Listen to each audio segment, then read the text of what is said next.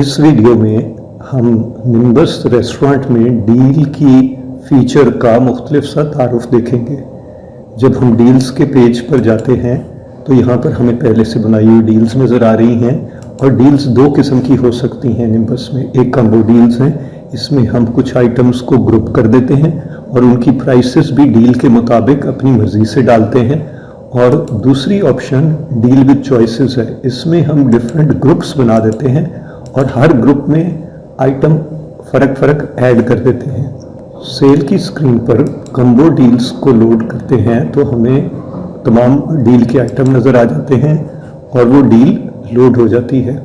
Deal with choices को load करते हैं तो हमारे पास हर सेक्शन की ऑप्शन आती है। हर सेक्शन में से कोई एक आइटम को सिलेक्ट करते हैं और उसको लोड कर देते हैं। जब हम रिपोर्ट देखते हैं तो हमें सेल में डील भी नज़र आ रही होती है और उसके आइटम भी नज़र आते हैं। डील की प्राइस हमें 0 नज़र आती है और प्राइस आइटम के हिसाब से टोटल बन जाता है।